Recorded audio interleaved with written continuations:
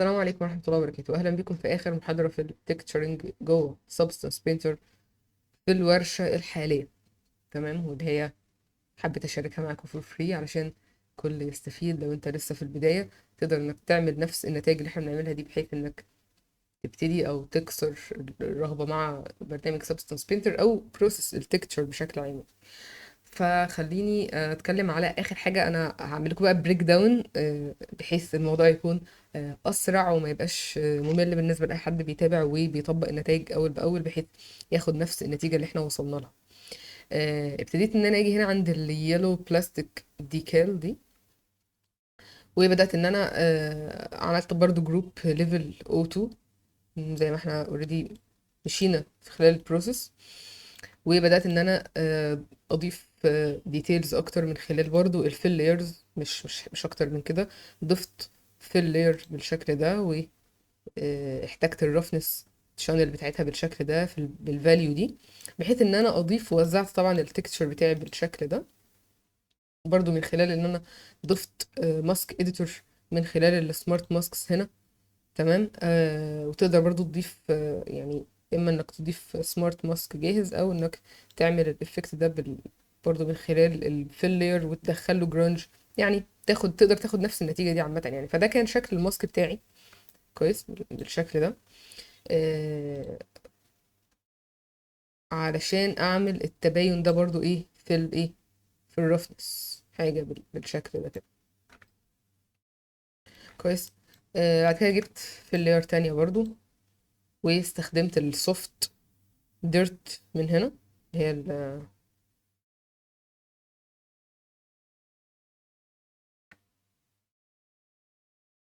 هي الديرت سوفت دي على ما افتكر، او كانت ال اه سوفت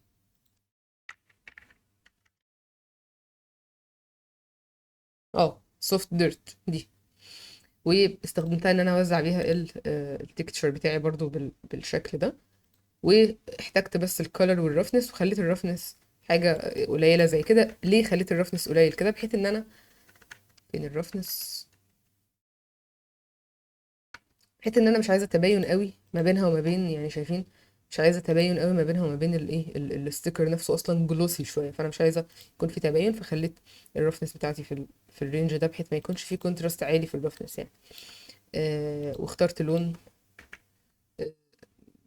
اللون يعني قريب برضو قوي من درجات الالوان اللي هي الاصفر وكده، بحيث ما يكونش برضو عامل كونتراست. زي ما قلنا مش عايزين نعمل حاجه هيفي، ان بيكون شكلها يعني اللي هو مبهر في الاول، اللي هو الله ايه اللي انا عامله ده، بس تكتشف بعد كده ده اصلا ما، يعني انت مش محتاج تخلي التكستشر بتاعك هيفي قوي كده. محتاج بس الموضوع تكون ساتل، لان ده اللي احنا بنشوفه في الطبيعه اصلا، وفي طبيعه الحاجات اللي بتتاثر بالعوامل اللي زي كده، يعني تكون افكتات ساتل فعلا يعني. حصيلة كل الديتيلز دي الصغيرة دي بتدي بقى النتائج الحلوة اللي احنا بنكون عايزينها، النتائج الكبيرة يعني. بعد كده جبت برضو color ورفنس برضو بالشكل ده في اللاير، واخترت لون أزرق بالشكل ده، لحد ما أزرق. بحيث ان انا اخد برضو يعني نوعا ما، استخدمت ده كريفرنس ليا في الجزئية دي، ان انا يعني ده لون لبني او سماوي شوية، انا اخترت لون ازرق غامق شوية، بحيث برضو يكون قريب من درجات الغوامق اللي احنا اوريدي عاملينها. وبرضو يعني الحاجات دي بتكون راحة اكتر في التنت الغامق يعني. وابتديت ان انا اوزع الماسك بتاعي بالشكل ده كويس. و آه، اتحكمت في الاوباسيتي بتاعتها من الماسك، يعني خليت الماسك شايفين يبقى يعني مفيش الكونتراست ضعيف في الماسك ده، عشان كده مديني نتيجة خفيفة زي كده. ده كان بالنسبة للجزء بتاع الديكال. اجي عند اليلو بلاستيك هنا، وابتديت ان انا اضيف برضو درجات قريبة برضو من التونات الازرق اللي احنا شفناها دلوقتي دي. ان انا جبت فيلير، والفيلير برضو استخدمت الرفنس معاه، خليتها رف بشكل نسبي. اخترت البيس كولر ده، وابتديت ان انا اوزعها بالشكل ده.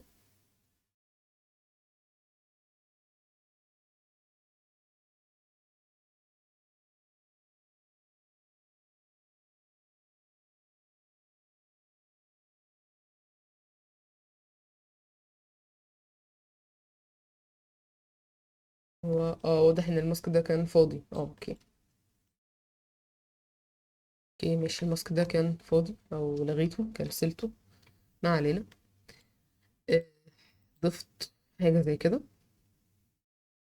نفس اللون ده، color map فقط، ووزعتها بالرصد بالشكل ده. اخترت اللي هو الرصد سمارت ماتيريال بالشكل اللي هو ده، بحيث ان الماسك بتاعي كان كده، بحيث ان انا اخد color variation اكتر في الجوانب اللي هنا دي كمان تحديدا، يعني زي ما احنا ملاحظين هنا كده.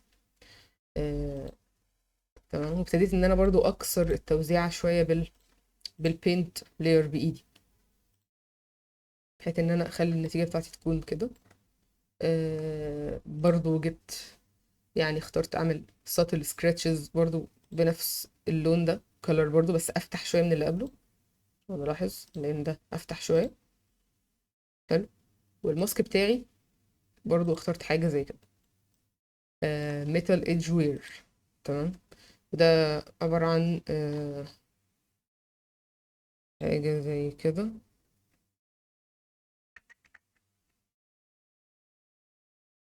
تتعمل بالسمارت ماسك ده. كويس. واخترت الكونفيجريشن دي او البريسيتس دي عشان آه، تكون دي التوزيعة بتاعتي في الماسك.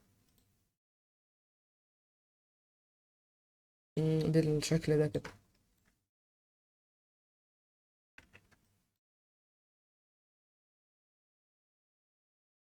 تمام. شايفين الديتيلز اللي هنا دي بالظبط. آه وبعد كده رحت على الهاندل بقى، الجزء الكبير. بس خلونا الاول عند البيز. عند البيز انا برضو جيت عملت نفس الفكرة بالظبط.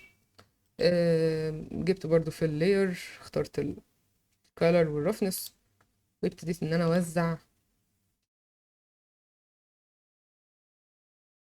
هيظهر لي الماسك دلوقتي اهو. ابتديت ان انا اوزع الماسك بتاعي بالشكل ده كده، نفس الاعدادات دي كده. طبعا اكتر من سمارت مش شرط تمشي معاه بالحرف، يعني هو كذا سمارت ماسك يقدر يخليك تطلع النتائج دي. والفكره كلها انك تفهم الفكره في ايه، ان هو مكاتش الايدجات. انا عايزه ده يعني يكون مؤثر اكتر على الايدجز والكيرفتشر، اماكن الكيرفتشر يعني. بالشكل ده. وخليت الاوباسيتي طبعا 8%، يعني حاجه كده بسيطه ساطل جدا جدا زي ما احنا شايفين، بس علشان تبقى واخده من نفس الروح بتاعه اللون اللي احنا فيه. لون ازرق كده يعني واضح ان ده كان فيه دهان ازرق كده، زي ما حصل عندنا هنا واتبهدل. فطبيعي ان هو ايه يأثر على الموديل ككل، بس بأماكن مختلفة وبنسب يعني متفاوتة أكيد. جبت برضو فيلر زي كده. تمام. ووزعتها بالشكل ده. والمرة دي كان أغلبه كان يعني مرسوم. ليه؟ عشان أنا جيت هنا عملت التفصيلة دي كأنها متشققة كده شوية. فكل اللي انا عملته ان انا اخترت اعملها دي بقى مانيوال، اتعملت مانيوال تماما يعني. جبت البينت، اخترت الماسك ده وعملت مالتيبلاي، واخترت بينت، وابتديت ان انا ارسم ده اكتر بايدي بشكل مانيوال يعني، عشان اخد النتيجة دي. كويس. نيجي عند الهاندل بقى. مهم. الهاندل. الهاندل هنا بقى. احنا كنا واقفين هنا عند جيت عند اللاير اللي هي بتاعت الدست بلاستيك دي، اللي احنا كنا عاملينها كنا قافلين الرفنس. كنا معلين الرفنس قوي ومخلين الكالر بلاك بالشكل ده ومش عارف ايه. احنا قلنا ان احنا عايزين يعني الريفرنس بتاعنا فيما يخص الجزء بتاع الهاندل ده، عايزين يعني نخليه واصل لنفس تقريبا الحالة اللي ده عليها. راح فين؟ ايوه، حاجة زي كده. وحاجة زي كده، حاجة زي كده. كويس. فابتديت ان انا اضيف بقى ايه فيلر، برضو حاجة زي كده بنفس لون جراي كده، والرفنس مقفول على الاخر. طبعا زي ما قلت ان الفاريشن في الرفنس هو اللي بيعمل لنا كل التفاوت ده، فبالتالي باخد ليفل اوف ديتيلز يعني اعلى بكتير. آه الماسك بتاعي كان كالآتي، ان انا آم، عملت سيلكت طبعا على الجزء ده، وبعد كده ابتديت ان انا اضيف الجرانج سمول ليك بالشكل ده. اخترت في اللير عادية خالص، خليتها تراي بلانر، وظبطت البالانس وكل الحاجات دي كلها بنفس الكيفية دي كده. والبوزيشن ده عبارة عن فلتر، جنريتور معلش، بكريته من هنا اد جنريتور، وبختاره من هنا اهو بوزيشن، اسمه بوزيشن. البوزيشن ميزته جامده جدا بقى، ان هو بيعمل ايه. انا دلوقتي عايزه الماسك ده، الحته دي مهمه قوي. انا دلوقتي عايزه الماسك ده بنفس التأثير ده كده، بنفس النتيجه دي كده، بس عايزه من غير ما العب في الماسك ده اللي هو الجرانج ده. عايزه الدنيا يحصل زي ما ايه، زي ما نقول فيد اوت على تحت. يعني عايزه الجزء اللي تحت ده يبقى خفيف كده، ويبتدي الافكت ده يظهر معايا. انا عايزه الجزء ده ما يبقاش ايه فيه التباين ده، لا انا عايزه كل ده يبقى اسود كده، ويبتدي يفيد لحد ما يوصل للليفل ده. وده اللي احنا فعلا حققناه بايه، بالبوزيشن. شايفين الافكت ده؟ هو ده اللي انا عايزاه. فالبوزيشن عملته برضه على مالتيبلاي، وظبطت البالانس والاتريبيوتس بتاعته بالشكل ده. طبعا هو بيكون بيزد على اليو في. تمام. آه ف خلينا نوضح اكتر. يعني اللي كان حاصل ان انا الافكت كان كونتراست عالي قوي كده، وده الشغل الهيفي اللي احنا بنقول مش عايزينه. كونتراست عالي جدا بشكل يعني ايه، يعني هيفي، مش يعني كونتراست عالي قوي. على فكره هو يمشي، يعني شايفين هو نفس الفكره، بس يعني كونتراست عالي بزياده شويه. فحبيت ان انا اعمل ايه فيد، يعني اخلي الدنيا اهدى شويه. فعشان كده ايه اضطريت ان انا احط البوزيشن بالشكل ده. آه، اخدت دي دوبليكيت على فكره برضو، وفتحت الكولر شويه. لو جينا نلاحظ ان ده جراي غامق وده جراي افتح شويه. قفلت الرفنس برضو بالشكل ده، وعملت التوزيعة بتاعتي برضو نفس الحكاية. آه، اخترت برضو ده، وبعد كده عملت كليب بالماسك ده عند الإيدجات كويس، عشان يديني حاجة شبه كده. الإيدجات من جوه تكون عاملة زي كده. وبعد كده برضو رحت مزودة بوزيشن علشان برضو ايه يعني ياخد لي ده جريدينت كده، ويعمله كأنه فيد اوت من تحت، ما يبقاش في الافكت ده ظاهر قوي في الجزء اللي تحت. بصوا من غير البوزيشن الموضوع يعني شديد شويه. عشان كده حبيت ان انا اعمل حركه البوزيشن دي. وبعد كده اعتقد دي ده وضحناه، كل ده وضحناه. ابتديت ان انا اعمل بقى ايه، اضيف برضو في اللاير بالشكل ده لون ازرق برضو بسيط خالص بالشكل ده. والماسك بتاعي برضو نفس الحكايه.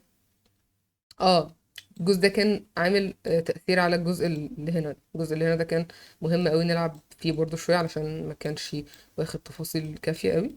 الجزء ده جبت عملت له سيلكشن بالشكل ده، واديت له جرانج ليك من خلال الفيل. دخلت له جرانج من هنا، وظبطت السكيل بالشكل ده كده، وايه خدت التأثير ده، بحيث ان الحاجة تكون مية واحدة. يعني الحاجة تكون اللي أثر يعني زي ما احنا ايه شرحنا كتير، ان يعني ايه بنمشي كده كل حاجه بتاخد نفس الليفل اوف ديتيل. يعني ما ينفعش مثلا تبقى حاجه مستهلكه قوي، فالحته اللي تحت مستهلكه جدا جدا، والحته اللي فوق باين ان هي جديده جدا. فعشان كده لازم نعمل بالانس ونوازن الليفل اوف تكتشر والليفل اوف ديتيل اللي انا باخده في كل جزء من اجزاء الموديل الواحد. فده كان البيس كولر، دي الكولر ماب بتاعتي اهو. تمام. خدت حاجه بالشكل ده، نفس القصة. زودت برضو color variation تانية، بس المرة دي حققتها هنا عشان انا دي كانت كلها مانيوال. الجزء ده كله مانيوال. مجرد ان انا بدأت ارسم، عارفين الاجزاء اللي هنا دي، بدأت ارسم يعني. وهنا بدأت ارسم ايه بايدي، يعني حاجات بالستنسل. ابتديت ان انا اجيب ستنسل زي كده، وابتدي ان انا ادخل له اي جرانج من هنا، وارسم عليه زي بنفس الطريقة اللي احنا رسمنا بيها الارقام وبقية الحاجات. فابتديت ان انا اعمل الاجزاء دي بايدي. تمام. وخليتها حاجة ساطل جدا جدا جدا كده. حتى لو جبت الرفنس، طبعا كانت الرفنس عالية على الآخر اهو. الأجزاء دي يعني ايه اماكن ترسب التراب والحاجات دي كلها، فطبيعي جدا تكون يعني رف. كويس. برضو نفس الحكاية، جبت في اللاير نفس القصة، لون مختلف، توزيعة ماسكات برضو على الأجزاء برضو دي، أكدت تاني على الجزء ده، والأجزاء اللي هنا دي كده، وهنا وهنا كده. حلو. كانت النتيجة بتاعتي بالشكل ده كده. شايفين حاجة بسيطة لكن بتفرق كتير جدا. نفس القصة، بس جبت المرة دي برايت ساين، حاجة زي اللون اللي هنا ده كده شوية. أم، وطبعا مش منطقي ان كل ده يكون متأثر بدهان او بوهية زرقاء كده، والجزء اللي قدام لأ. فنفس القصة برضو. بينت في جرانج ليك، بينت كمان مرة علشان ازود تفاصيل زي كده مانيوال يعني. فابتديت اخد الايه الفاريشن في الكالر برضو بالشكل ده كده. ده كان بالنسبة للايه ده كان بالنسبة للهاندل، او انا مسميه هاندل، اللي هو اللي احنا بنمسكه، المقبض بتاع ال- الماشين دي. حلو جدا. آه بالنسبة للفرونت ميتال، احنا اوريدي غطينا برضو الجزء ده. الفرونت ميتال برضو فيه نقطة، خليني اتأكد منها. البودي ميتال، معلش. البودي ميتال زودنا برضو شوية تفاصيل، نفس الحكاية. خدت على فكرة كوبي بيست، يعني شفتوا الأربع ليارات اللي هما الكالر فاريشن في الأزرق دي كده، خدتها كوبي وبدأت أوزعها بشكل مختلف على بقية الأجزاء. فحاجة زي كده برضو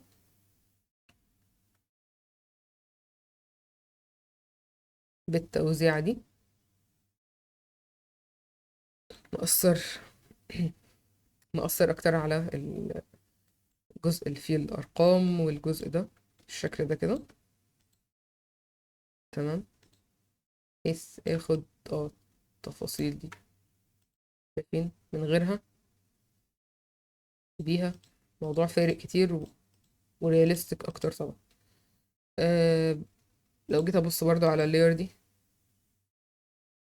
نفس الحكاية، بس اخترت ان انا اشتغل اكتر على الجزء ده، بحيث يكون واخد نفس الدايركشن. يعني احنا اصل هو يعني زي الكونسبت ارت كده، يعني هو اللي اثر على ده اكيد.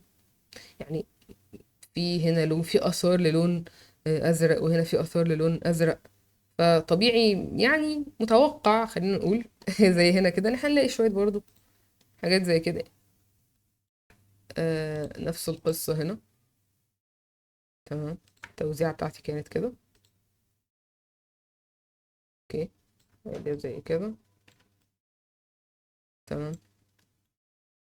لحد ما وصلنا لآخر لير في الموضوع ده، وهو ان انا الجزء اللي هو ده، اللي هو مش عارفة اسمه ايه بصراحة، بس اللي هو ده. تمام. آه، اخترت ان انا يعني ايه، كان متحدد قوي، متأثر طبعا بكمية الماسكات والتوزيعات الكيرفتشر والايدجات وكل القصة دي، فكان بيض بزيادة شوية. فاخترت ان انا انزله كولر بلاك كولر بالشكل ده، وعملت له بينت، وده كان الماسك بتاعه، خليته يأثر عليه كله بالشكل ده كده.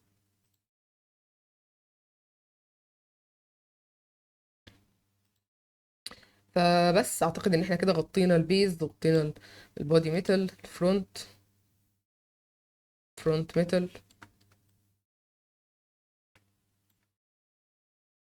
الهاندل،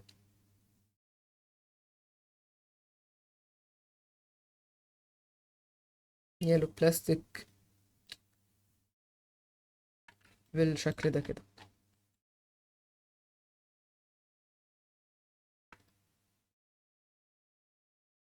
خلونا نلقي نظرة في الاي ري. طبعا انا متحمسة جدا جدا اشوف نتائج التطبيقات بتاعتكم من خلال الورشة دي.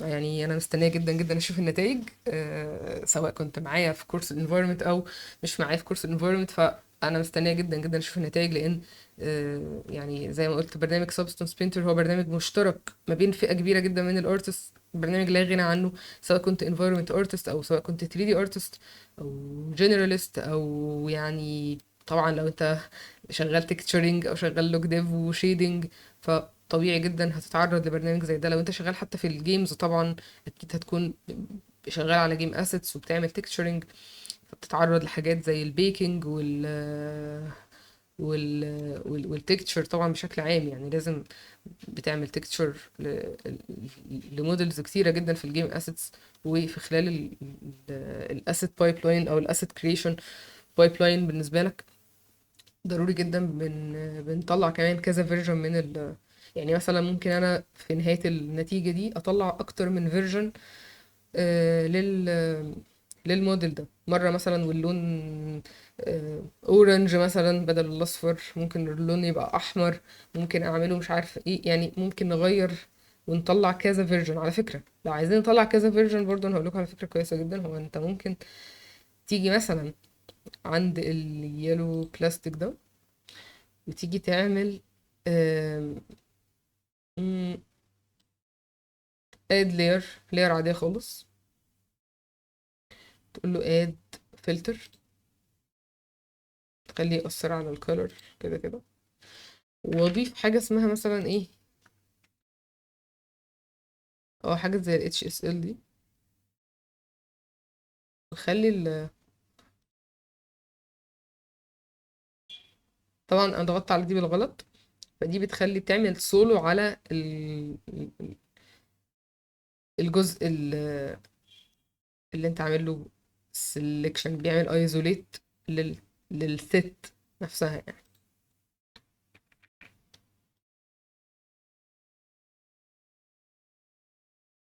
فهاجي اخليها على pass through. تمام. اللي انا هاجي اعمله ان انا لو جيت زودت الساتوريشن، شايفين هاخد color تاني خالص من غير ما العب في البيز color من تحت بقى وكده. يعني اقدر ان انا اتحكم فيها بالفلاتر من فوق. يعني ده لو انت حابب تعمل حاجة زي كده، حابب تقلل الساتوريشن، شايفين يعني حاجة زي كده. أم، الهيو اصلا نغير الهيو اصلا، نخلي حاجة زي كده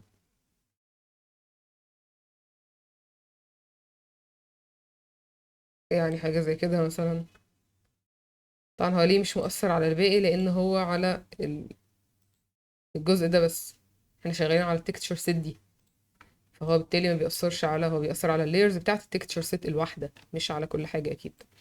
فحاجة زي كده والله حلوة جدا برضو الاورنج. يعني انا عايزة اشوف تطبيقاتكم وحابة جدا يعني وروني تنوع في الاداء يعني ممكن تكتب حاجات تانية غير اللي احنا كاتبينها، ممكن يعني بحيث نطلع نتائج مختلفة وفي نفس الوقت ايه بتعبر عنك اكتر وانت شغال على البروسيس. حابب تتناول الموضوع ازاي يعني. آم، فبس كده، يعني ده كان كل حاجة. ومن المحاضرة اللي جاية ان شاء الله هبتدي اوريك ازاي تعمل اكسبورت للتكتشرز، وازاي بنشيد في ميه. احنا كده كده واخدين حتة الشيدنج في ميه اوريدي في سياق الكورس يعني، ولكن خلونا نكمل برضو الموضوع للاخر. هاخد برضو التكتشرز ونروح بيها على ميه ونشتغل باليودم كمان، احنا فاردينها على اكتر من يودم. فخلونا نشوف نقدر نعمل حاجة زي كده ازاي. ومن المحاضرات اللي جاية بإذن الله هنتكلم في هاي دنس مشز اكتر، ازاي نفرد يوفيز يعني لما تكون المش دنس قوي بشكل رخم شويه. ازاي هنتناول يعني موديلز اعقد شويه فيما يخص اليوفي، بس الموضوع بسيط جدا جدا، الموضوع مش معقد خالص. الموديل بيكون دنس لكن التعامل معاه يعني بسيط يعني باذن الله. وبس كده، اشوفكم ان شاء الله المحاضرات الجايه، والسلام عليكم.